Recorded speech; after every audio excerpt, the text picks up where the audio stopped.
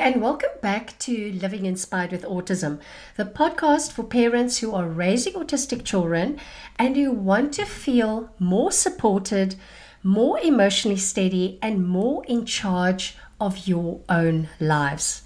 I'm your host, Antoinette, and today we're talking about something that immediately sends some parents' nervous system into a complete panic. Are you ready? Seeing the school's number pop up on your phone. Now, some of you may be lucky enough never to have felt that feeling, but I know there are a lot of you who have been in this situation. So you see the school's number appear, and before you answer, your mind has already written a disaster film. Did my child hurt someone? Was there a meltdown? Did they self-harm? Did they break something? Are they asking me to collect them? Does this mean there's going to be another suspension? And under all those questions, maybe another painful thought. Oh, I just wish this would all go away. With a lot of swear words in between, especially in my case. This episode is for you if you feel dread when that phone rings, or if you just feel yourself bracing for this daily list of everything that your child did wrong, or if you're just exhausted from trying to persuade a school to provide you with the supports that your child needs. I want to talk about what this experience does to us emotionally, what it does not mean about our children or our parenting, and how we can advocate firmly, confidently, and respectfully, even when this process feels like it's deeply, deeply unfair. Because your child is not a problem to be collected at school, and you are not the school's emergency exit. So let's begin with that phone call. Now for us, for parents of autistic children, especially with children with higher support needs, a call from the school can carry enormous weight because our bodies remember. So if the last, say, 5 phone calls were about a crisis, the 6th call is not going to feel neutral. Before we know what's happening, we feel it in our body. Our chests tighten, our stomachs drop, and our thoughts race ahead.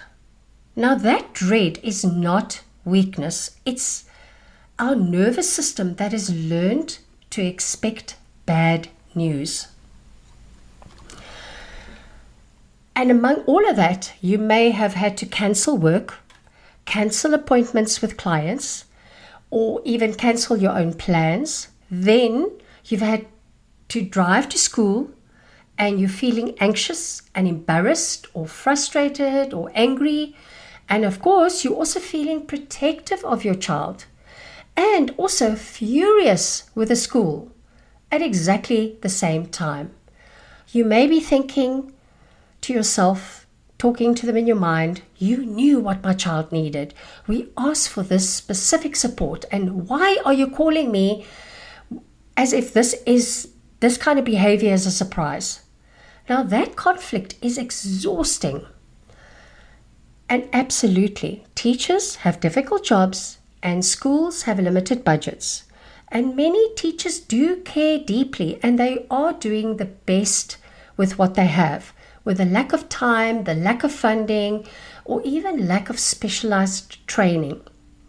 But having compassion for them doesn't require us to drop the needs of our children. Both things can be true. The school may be struggling, and your child also still needs appropriate support.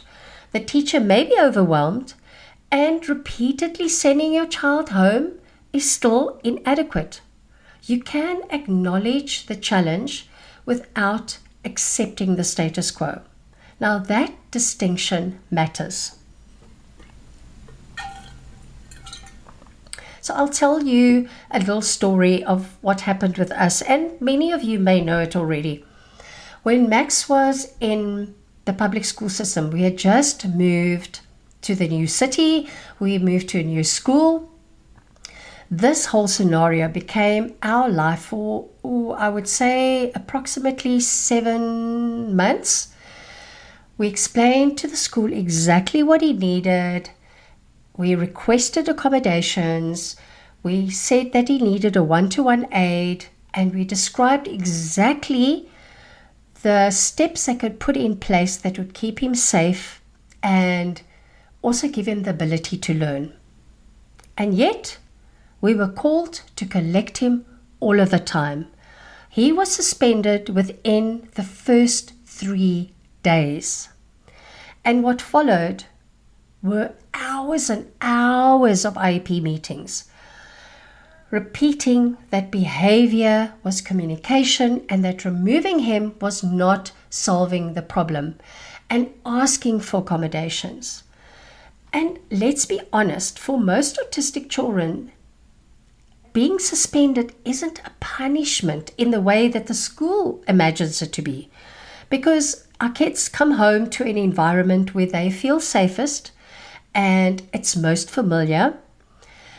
There is no unmet need or environmental trigger, but the school obtains a bit of temporary relief and the underlying issues still remain. Meanwhile, we as parents have to hold a disrupted workday, we have to hold the school's frustration, our kiddos' distress, and of course that dread for the next time we get a phone call. And very often we also hold blame that was never ours to carry. Now, I want to say this very clearly. Your child having challenging behaviors at school is not proof that you are a bad parent. It's not proof that your child is naughty or broken or deliberately being difficult. Behavior happens in context. Of course, there may be sensory overload, communication frustration, maybe there's pain, anxiety, an unexpected transition, demands beyond capacity, or a support plan that wasn't followed properly. So the useful question is not simply what did the child do wrong? What did our child do wrong? The useful questions, and I'm all for you asking the school to document this, to teach them to document this. What happened before the behavior? What was your child communicating? Was the plan followed? What can be adjusted before this happens again? That conversation moves us away from accusations and that naughty child narrative, and it moves us towards understanding what our child needs. I also want to talk about the daily laundry list. If you pick up your child at the end of the day and hear that they screamed, they hit, they destroyed, they threw something, they refused to work, they disrupted the class, and they had another bad day, perhaps nobody mentions that maybe your child really coped for 3 hours in a really loud room before they became overwhelmed. Maybe they tolerated a difficult transition, or they used a new communication skill. So the entire day does not become a reduced catalogue of deficits. So imagine your partner greets you each evening with a list of everything that you did badly. Of course, you're not going to want to go home. Of course, your child's not going to want to go back to school. We begin to dread collection time for exactly the same reason. We are walking towards this next report that confirms the story that our child is too much and that we should somehow fix everything overnight. Like that's going to happen. Our children are whole human beings. Their difficult moments doesn't mean it's their identity. And a school's report is not the final truth about who they are. Now, a good report doesn't ignore challenging behavior. It communicates honestly, but with dignity and context.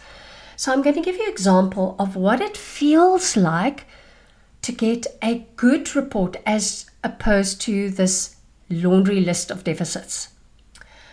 And I'll use Max as an example. So it might say, Max struggled during the transition after lunch. We noticed that the room was particularly noisy, so we moved him to a quieter space. We helped him to regulate. We adjusted the afternoon activity. He recovered well, and later he completed his matching task. Do you feel the difference? The behavior is not hidden, but neither is the child's humanity. And the teacher, in this case, shows that they are observing, they are learning and responding rather than handing the problem back to us. And that's what builds trust. And this is what we have to advocate. This is what we have to teach the schools to do. All right, so I also just want to briefly acknowledge the legal foundation for this conversation. Because we do, here in the United States, we do have the law on our side. Okay, now I'm not an attorney, and this podcast isn't legal advice. And procedures are going to vary, so I want you to seek a qualified special education advocate or an attorney for your child's situation. So under the United States Individuals with Disabilities Education Act, which is commonly called IDEA, eligible children with disabilities are entitled to a free, appropriate public education, or FAPE, which is designed around their unique needs. Now, this responsibility doesn't disappear if your child has been suspended or expelled. And we as parents also have to be given the opportunity to participate in decisions about evaluation, educational placement, and the provision of FAPE. Now, I just want to also note that this doesn't mean that every request that you ask for is going to be automatically granted, unfortunately. But it does mean that the school can't just come and say to you, we can't cope, so come and fetch your child. They cannot do that. If your kid has been suspended or expelled because of discipline issues, it does create a change in placement. IDEA includes additional procedures, including a review of whether that conduct was connected to your child's disability or if it was connected to the failure to implement the IEP. Now, you don't have to memorize any of this. Just know that the law is on your side and that you can advocate for your child. Now, they want you to see that you are a member of the team, but you're also not a troublesome visitor asking for favors. You are bringing essential information about your child. So how do we advocate without becoming completely consumed by the fight? Firstly, decide ahead of time what your child needs. And I want you to write this down before you go into any meeting because you may forget something. Before any emotional meeting, write down your concerns, your requests, and the outcome, especially the outcome that you want. And be specific. Don't just say that your child needs support. Tell them that your child needs support during arrival, transitions, lunch, dismissal, because those are maybe the most likely times that they become dysregulated. And that gives the team or the school something concrete to discuss. Tell them that my child needs access to a low stimulation space before reaching crisis is a lot clearer than saying he needs somewhere quiet. You know your child. Your knowledge of your child is not less valuable because you don't have a PhD or a bunch of letters after your name. Secondly, document what's happening. Keep dates of all the phone calls, all the early collections, suspensions, injuries, incidents, meetings, and requests. And after an important conversation, you can send a calm email just summarizing your understanding. You could put it in Chat GPT, or you can take my words here verbatim. You could say, "Thank you for speaking with me today. My understanding is that my child Mary was sent home after being dysregulated during transition to lunch, and I requested that the team review her transition supports and discuss whether additional adult assistance is required." Documenting things takes the aggression out of everything. It's clarity and it creates a record of patterns. Third, ask better questions. Instead of getting trapped in an argument about whether the behavior was bad or ugly or whatever, ask what happened immediately before the incident. Which IEP supports were in place? What interventions were attempted? What is the plan for preventing a repeat? When will we review whether the current placement and services are appropriate? And I promise you, if you do ask these questions every single time you get a report like that, they're going to start learning that they need to give you answers. Questions returns the conversation to responsibility, systems, and solutions. Fourth, please remain respectful without becoming apologetic. Now, respectful doesn't mean timid, and it doesn't mean that you are being compliant. You can say, "I understand that this is difficult for the staff, and I am concerned that the current plan is not meeting my child's needs." Or, "I'm not comfortable with repeated early collections being used as the primary response." Or, "I would like this request and the school's response documented. I would like the IEP team to meet and review his supports. I hear that the school believes it cannot provide this. Please explain what alternatives the district is proposing." You don't have to scream or shout to be powerful, or even make yourself smaller to keep the room comfortable. Number 5, remember to get support for yourself. Bring a partner or a friend or an advocate. I always believe in a really good advocate or even a knowledgeable professionals to the meetings when possible. Take notes, ask for a break if you need it, request information in writing. You are allowed time to process and seek advice. Advocacy is especially draining when we believe that we have to do this by ourselves. You deserve support as well. So the outcome of our long IEP meetings and asking for accommodations for Max, eventually after 7 months of all of this, the district actually acknowledged that they didn't have a school able to meet Max's needs. He was then referred to a public school, which was funded through the public school system. And the difference has been extraordinary.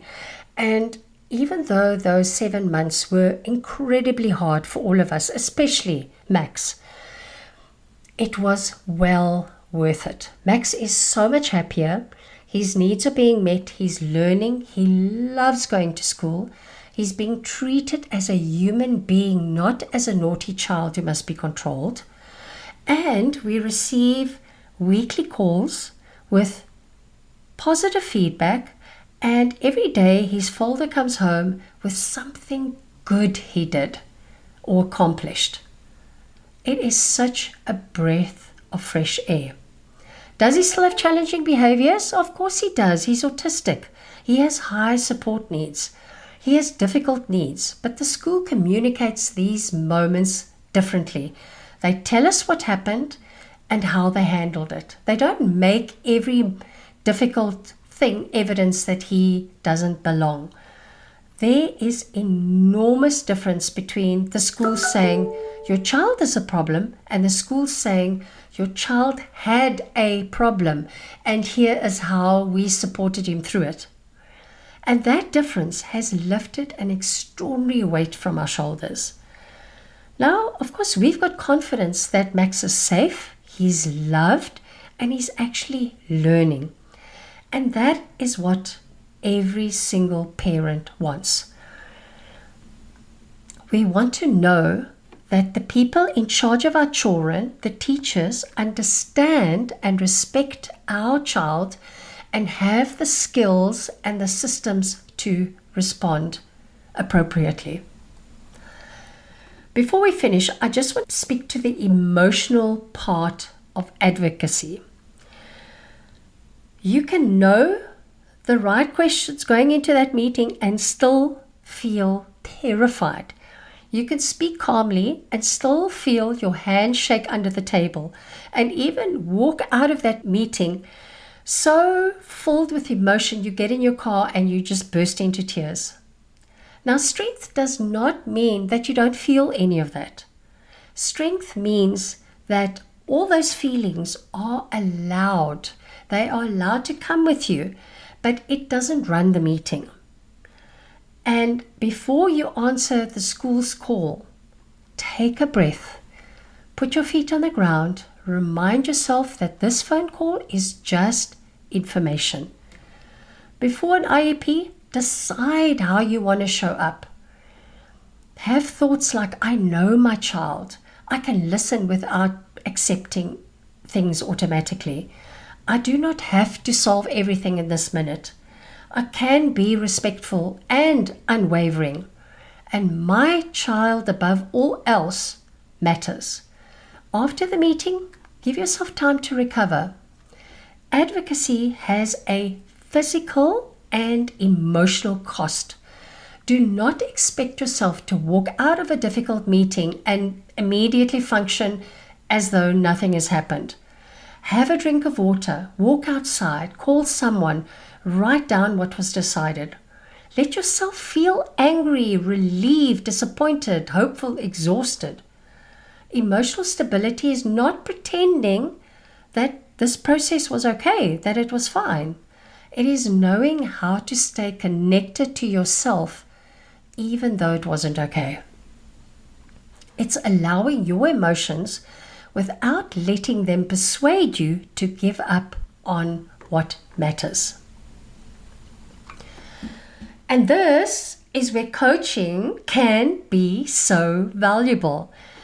So if the school calls and you immediately feel that spiral into dread or guilt or self-blame, come and talk to me.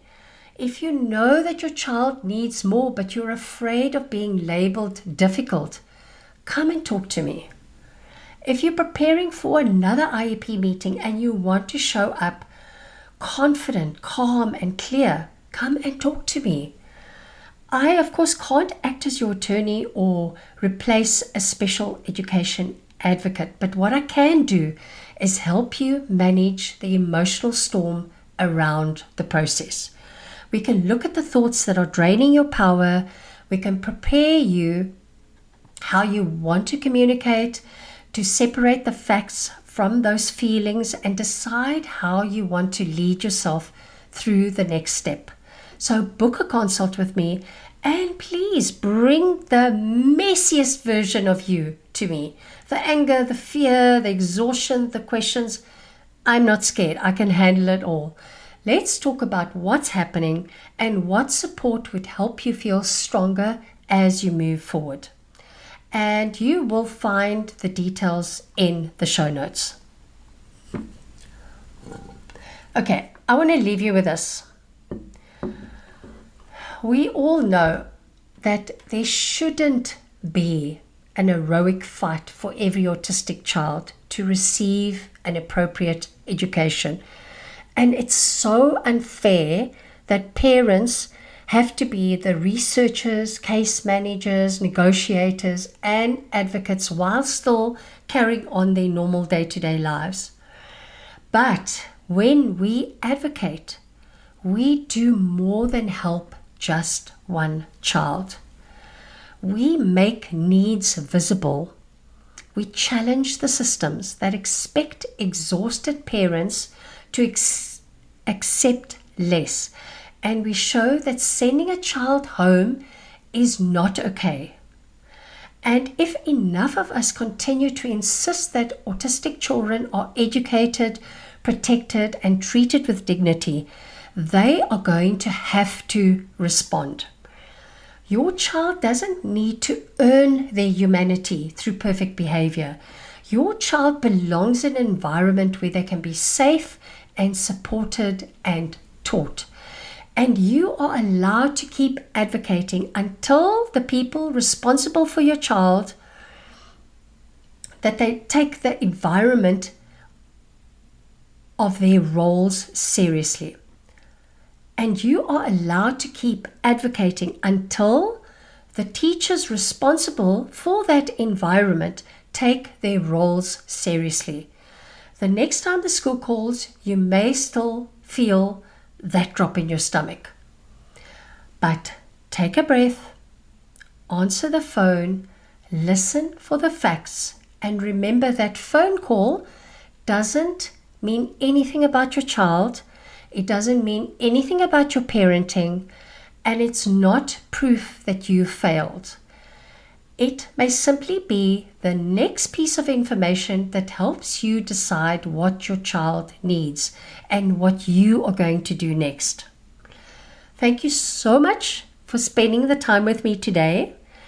Please share this episode with another parent who dreads seeing the school number, and remind them that they're not imagining how hard this is, and they do not have to carry it alone.